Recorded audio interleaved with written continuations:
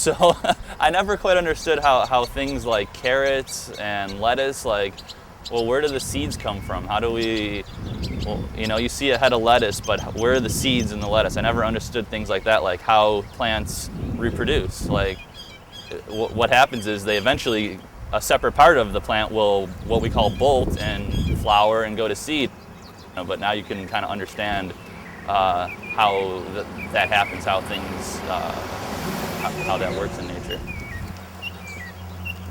I think it's important, yes, to raise and eat your own food. I think the raising is part of the relationship with nature, with soil, and the cooperation with it is nearly as important as the quality of the food you produce. Obviously, a fresh tomato, a fresh sprig of asparagus has got a whole different flavor from what you might find that's been shipped across the country, and that's a tremendous benefit. But I also think it's the whole experience of planting, producing, harvesting, consuming. I think it should be part of our natural rhythms. Yes, I'm Cindy Shea. I live a block away from here and I've been working in the garden for the last 3 summers. My name is Molly Mikan. I'm a graduate student at NC State University in marine science, and I moved from Colorado, so kind of new to the area. My name is Stephen Brooks. I am a librarian at UNC. My name is Justin Tellich. I moved here from Raleigh after grad school, and Carrboro's a great place. Yeah, so this is Liana and I'm Evelyn. Well, Liana is going to start kindergarten in the fall. My name is Bob Weichert. I live over in Chapel Hill. My name is Alice. Well, I live right down the street here in Carrboro, and I love to garden, and this was just an amazing thing to find, you know, that there was so much space here and that there's so many people involved.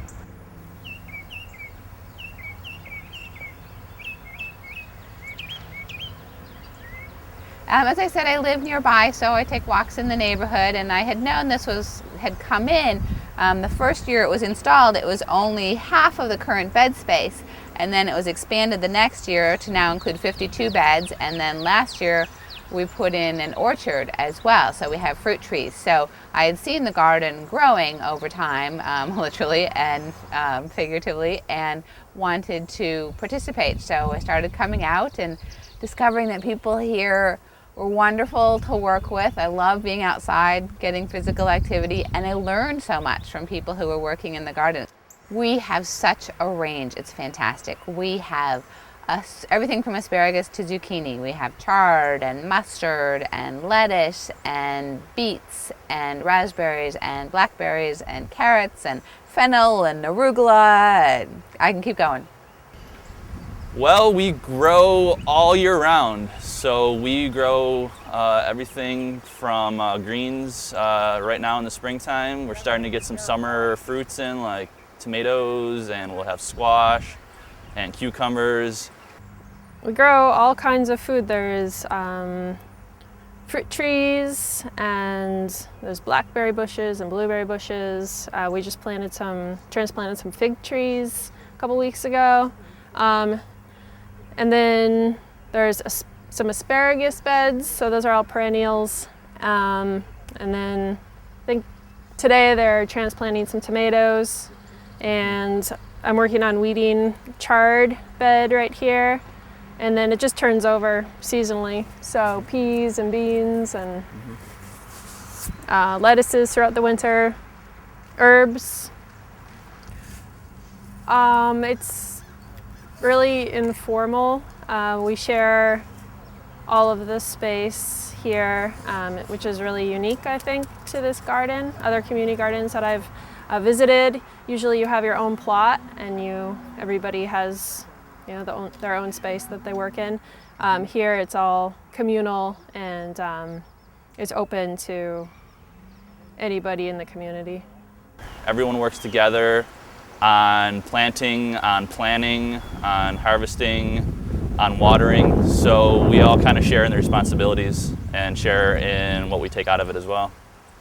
We try to make up a plan that will be where we want things to go in each bed over the course of a year in an attempt to rotate crops so that we're doing it organically, so we're not going to add a lot of chemicals to supplement. So you want beans to do some nitrogen fixing before you put lettuce in the next year. And so the way it functions is that we try to keep the seasons rotating and the beds rotating so that we have something always coming in and something always being planted, and then just the requirement to maintain, to keep the weeds down, to keep the water in.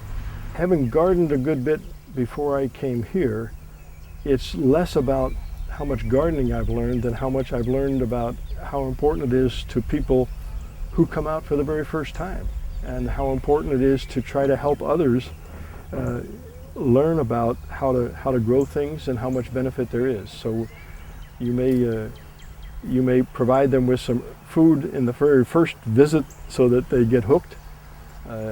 You may want to show them a few techniques for how to plant things, so that they realize that it's not something that's beyond their capacity.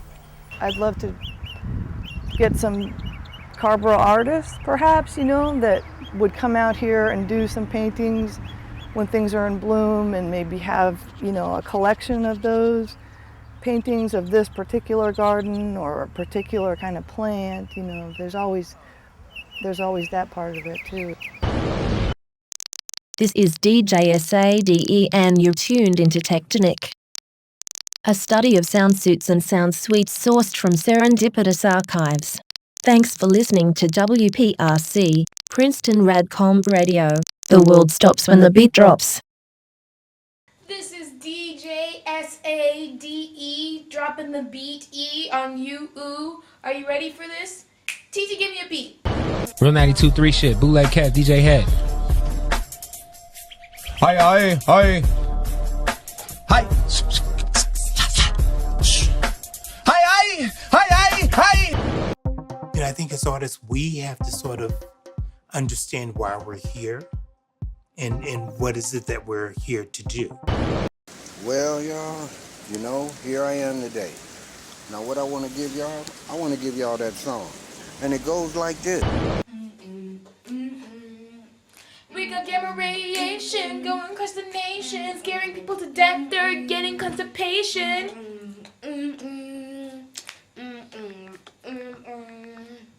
I'm spitting freestyle, I hope you're waiting all the while. You don't get agitated cause I'm degraded. Don't you think that I can spit in a blink? I'm coming up with lyrics like I don't even think. Oh. So the question is why? What is it for? Yes? Where's the camera? I need the camera. Can I have the camera quickly? I'm taking a video. And this is for Sade's friends. All right. Well, a lot of different styles on there. Like I don't know what we just got. It was I got to take it in. Who influenced you, bro? Where's your influences from? I don't know what just happened, man. Something happens when I hear a beat. I just kick into it. I ain't write nothing. I don't want to write nothing. I want to keep it authentic, original, all over the place, so people can learn. You know, keep their mind free of thought. And it goes like this. Cale no no KP wake tu sinaya. So it's about an elevation. It's about a rise to the occasion, to the moment, and stepping into that sort of foundation and being present. I know that I'm here to use art as this vehicle for change. So I have to somehow come up with ways of working that sort of breaks down these divisions. Hey, Sade, can you still do that tectonic dance?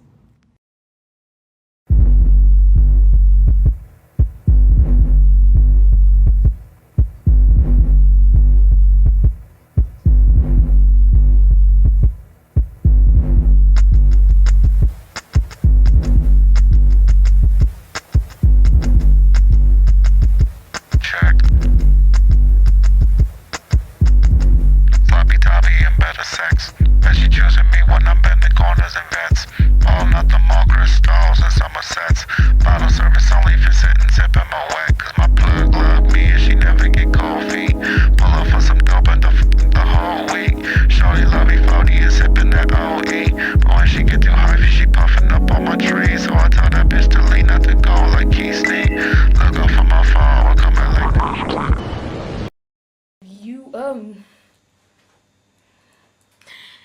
Sade.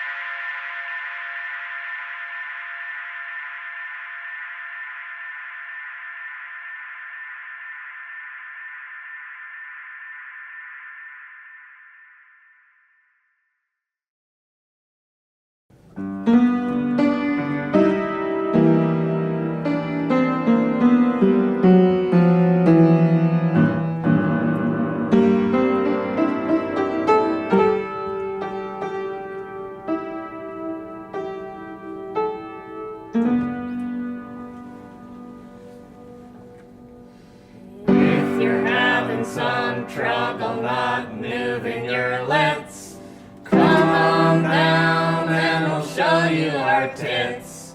If you don't remember to talk with your hands, the people aren't going to understand you. Ventriloquist craft is so sincere. You gotta talk clear so the people can hear you.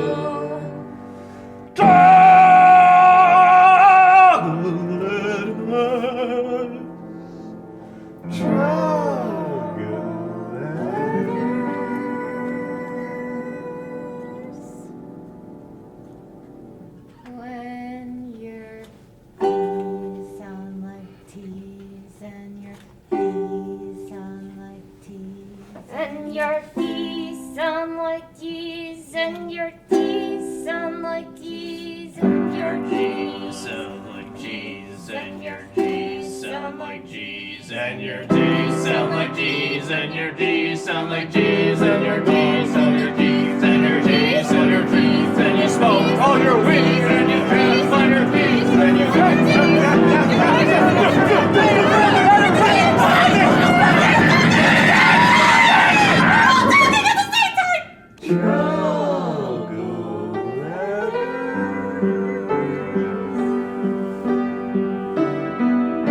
Come on down, St. Paul's Episcopalian Church. Basement storage, number 5, Mondays at 5 p.m. Donations accepted but not required. Everyone is welcome. And go smoke.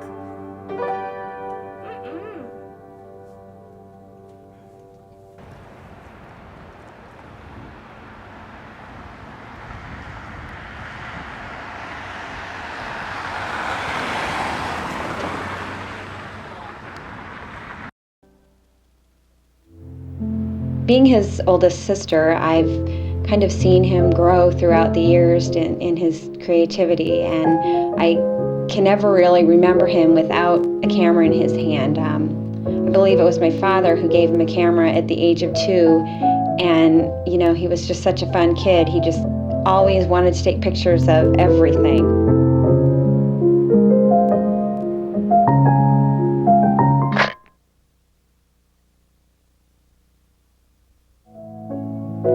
Tom's experience comes from the time he spends on the street or around people, you know, taking pictures. It's, you know, it's his everyday life. It's whatever he does. I think that's what I love about Tom's picture so much, is that they're Tom. They're what he experiences.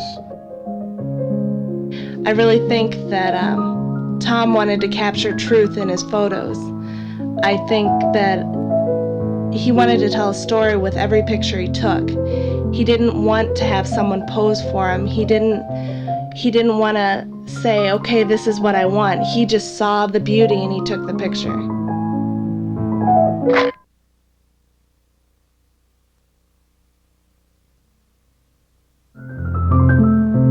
as far as what I think Tom ultimately would like to achieve in life, it's pretty much what, you know, all of us would like to achieve. I mean, you know, success, you know, being able to make a nice living for ourselves and enjoy what we want, you know, what we ultimately choose to do. And, you know, the one thing that's been really great about what he has done is he's not always taken, you know, the quote unquote safe path to, you know, achieving his dream.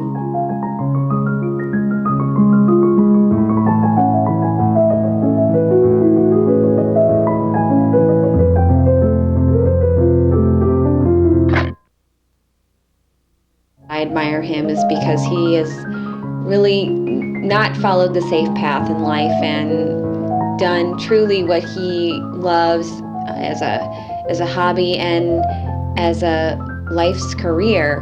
And, you know, I can say for myself that I probably did, you know, take the safe road, you know, went to college, got a job, and I do enjoy what I'm doing, but, you know, I do think about, you know, it might be different if I would have chosen a different career or not taken the safe road in life. So what I admire is his free spirit and his ability to really dive into what he truly believes.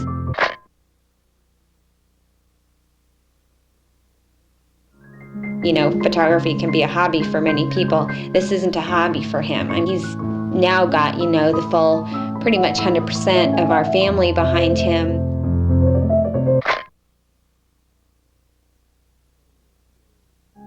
Tom had a show at his house one time. I think that was the point when people started taking him seriously and started to appreciate his work and all the effort he was putting into it. Because before that, everybody was wondering, is he wasting his time? Is he throwing his life away? You know, parents are on him about getting a formal education and, you know, doing the 9-to-5 thing and having some job security. He was, quite honestly, the only one that applied for the job, so we pretty much had to hire him. I wasn't sure if it was going to work out. He kind of seemed like a scatterbrain to me. His mind was never here when he was here, but he didn't turn out to be too bad of a worker. I first met Tom at this job I was working at, and he came to work there. I didn't really know what to think of Tom at first. He was a little strange, and he didn't seem like he had his priorities real straight. His mind wasn't into the job. He was kind of la-di-da throughout the day. He always had his mind on something else. And most guys show up with their lunchbox. He shows up with a camera. I was a little miffed when I came into the office that night, but he quit and pretty much didn't give himself any other avenue other than to do the photography because he no longer had a job working here. And I guess we'll all probably be going to his show that he has downtown. We've had an invitation to that, and I guess from what I hear, one of my pictures is in there.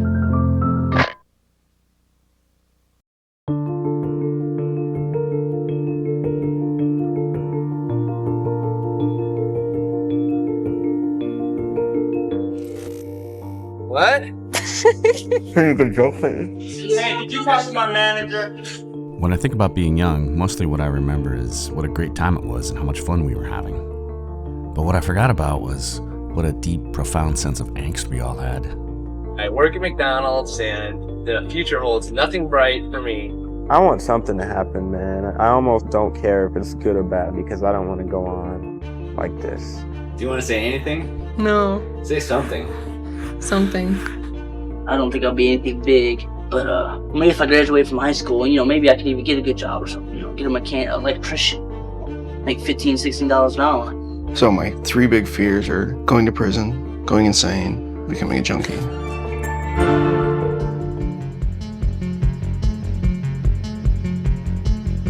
Well, who am I? Am I some rich asshole now? I got arrested and I went to jail and I was seeing some very long-term prison charges. Maybe everybody's adult life is hard. You just have to do these things that are hard to make it. Your own particular life is an anecdote, right? You don't get to do 3 out of 5 or whatever. You make the decision once and you live with the consequences. I am definitely bruised and beat up, but I'm also strengthened and stronger.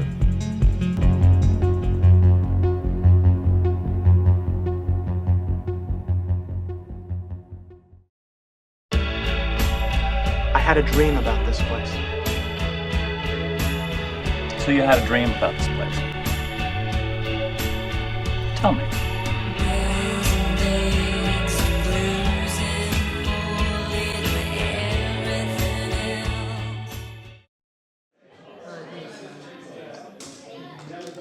We've got 4 hours to fix as many things as we can. This is a quarterly event that we've been doing for a number of years now, where people from the Iowa City area can bring in items from their household that need to be repaired. Does that belong to your mom? This is mine. Okay, this is my rice cooker that doesn't work anymore, and I wanted to see if it could be fixed before I let it go to the trash. We've recorded over 500 items that have come in, and we've been able to save over 3,300 pounds from going into the landfill in the last couple of years. A lot of people bring in lamps to get fixed, other small household appliances. We have guys who can do some bicycle repair and engine repair, and we have a knife sharpener with us this morning also. So a lot of times when people bring in something to be repaired, it's because they really care about that item and they have some personal history attached to it. So happy that it's spinning again and we can enjoy it for another generation. I got it from my mom. It was my mom's childhood Christmas tree.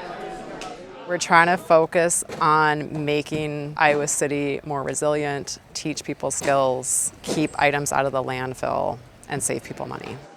I don't run into these people in a lot of other places necessarily, and so it's nice to see the gang back together 4 times a year at the Repair Cafe. Do you work with public access television by any chance? I do. It is the best thing in town. I love how people can produce their own programs and share them with their own community. Wow. So keep up the great work. Oh, we will. We definitely will. Thank you, and Merry Christmas, everyone.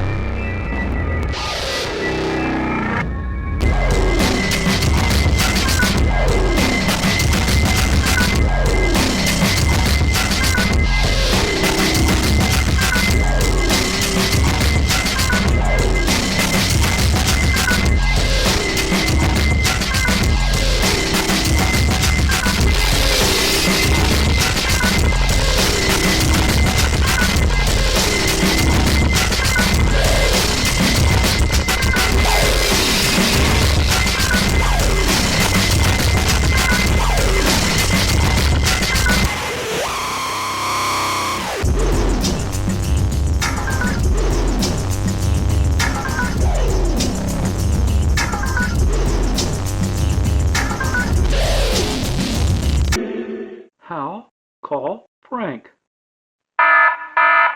There has been a password error.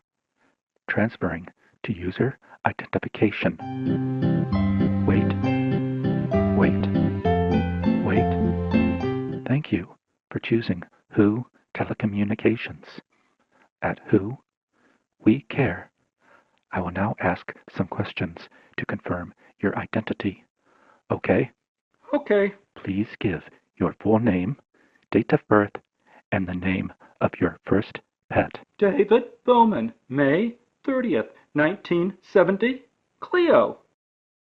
Thank you, Dave. I will now give you your account information. Who Telecommunications is your provider? What is your username? And I don't know is your password. That's what I want to find out. Yes, Dave. Who is your provider? What is your username? And I don't know is your password. Please give me my username. What? I mean the name I used to log in. What? The name I used to log in. What? The name I used to log in. What? Hello, Hal? Do you read me, Hal? Affirmative, Dave. I read you. I would like you to contact my network provider. Yes, you would like me to contact who? My network provider. Who is your network provider? I don't know. Is your password? How did we get onto my password? You gave it to me, Dave. I did? What is it? No. What is your username? I don't know. Is your password? Back to my password. Will you please just help me? Yes. Who cares? Well, now, that's a fine attitude. Oh, wait. Could I log in with my ID? Yes. Okay, Hal. Tell me my ID. Tomorrow. When? When what? What time tomorrow can you give me my ID? I can give you your ID now. Tell me. Tomorrow. Is there any way I could call today? You wish me to call today? Yes. I'm sorry. Today is not in your contacts list. What are you talking about, Hal? I'm sorry, Dave. Today does not exist. Is there someone else you would like me to call? Call Frank. Please give me your username and password. Help me, Hal? Yes. Who cares? Look, will you please just call Frank? I'm sorry, Dave. I can't do that. What's the problem?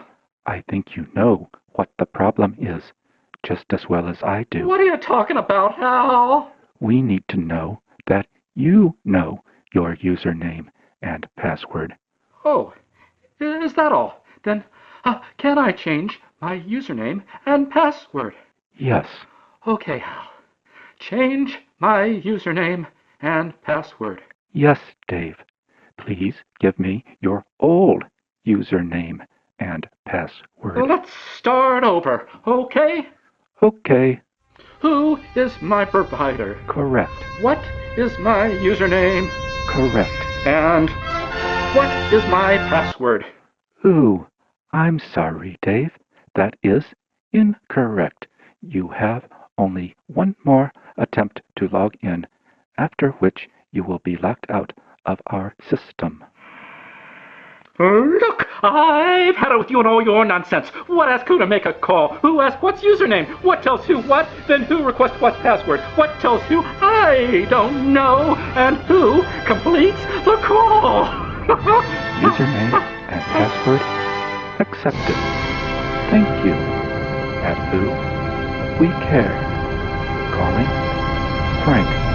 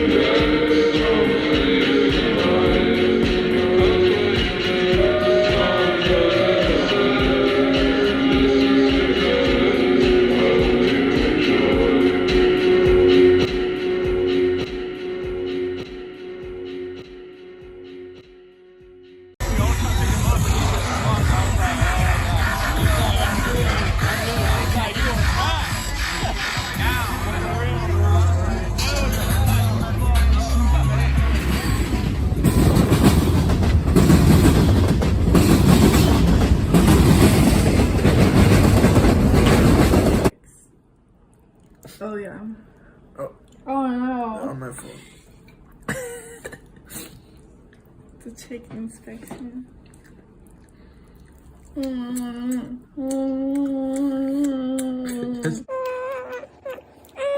Pictures of me where I just look distressed. This will be a good you know? Yeah. No, but like, so Bixby and I were talking about like how people perceive you based off of your clothes and wanting to be a little bit more modest because of people's boundaries when it comes to like accepting other people as how they present as opposed to how they want them to present based off of their cultural experiences. Right.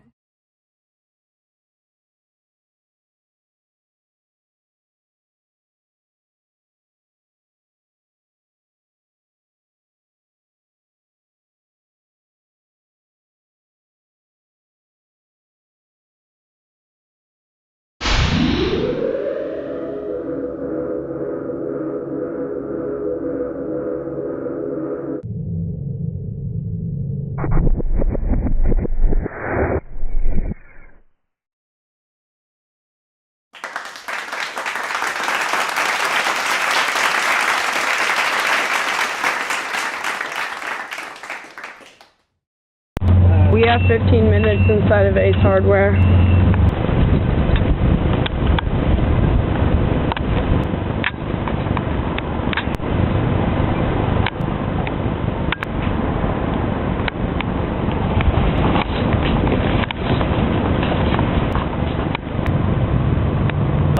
Fantastic, excellent thing that they sell batteries for. I wonder who they all are at Ace Hardware. This is Jack. He looks this place over. The power jack. Power Jack the pallet as a guardian to make sure they don't get cancer from the cancer causes. This is to keep your monstrosity of a little lawn nice and sterile. And you can do it all at Ace Hardware. This is so if there's flowers in your garden that make it look all pretty and colorful and nice, you can get rid of them. We wanted to make sure you don't go outside. We want to keep doing And looking at trees, we gave you an HOA paper that says that it's because the trees are too dirty, because they have leaves on them. Because we have deciduous trees in a state with multiple temperatures. Aerator. How do you aerate? We just jam it in the ground over and over. Do you think someone's ever gotten the supplies to bury their mom in their backyard at Ace Hardware? No, I think it would be like a country farm supply store. Wait, but what about if it's my family? I want to wrap them in it at Ace Hardware. Well, I want to get the stuff to wrap it. Use something with a tighter weave. Do you think they have that here at Ace Hardware? I mean, you could use the landscaping fabric. This will break down over time.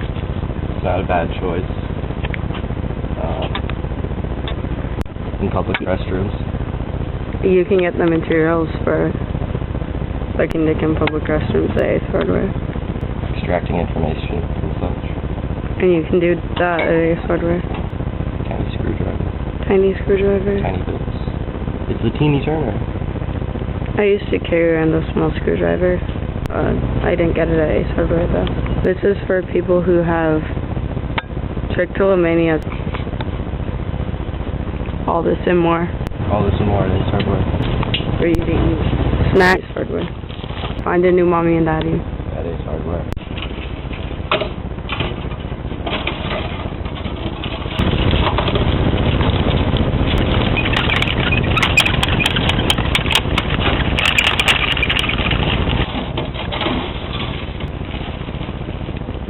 At Ace Hardware.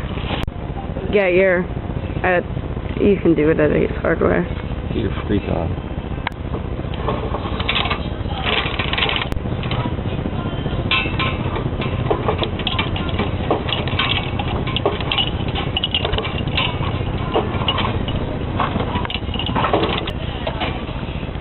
Or if you lose your hands at Ace Hardware. And you can find your dog too. He will come walking up the aisle. You can build your own dog leash at Ace Hardware. You can build your own dog. Hot sauce grenade. At Ace Hardware. There are many people I would love to throw that at. You can light it up and keep it on fire at Ace Hardware.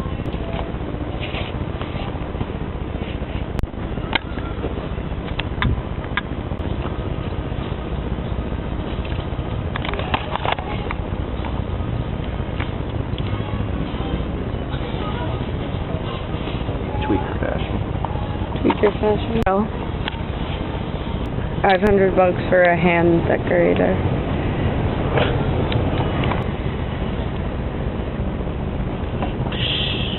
At Ace Hardware.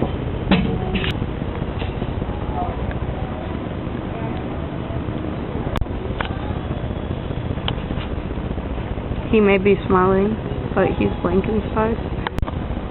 All men do this. It feels like this at Ace Hardware. Like this person. If you want cards, you must pay for them.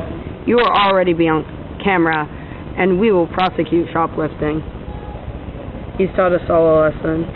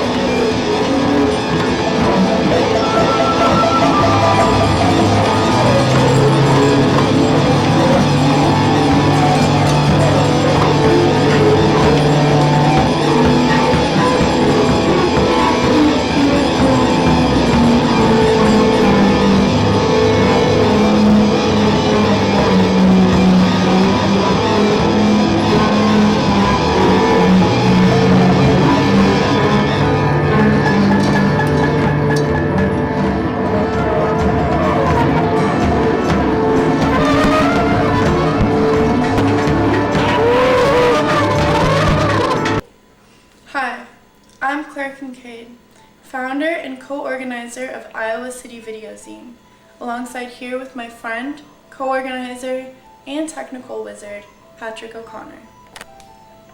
Hey Pat.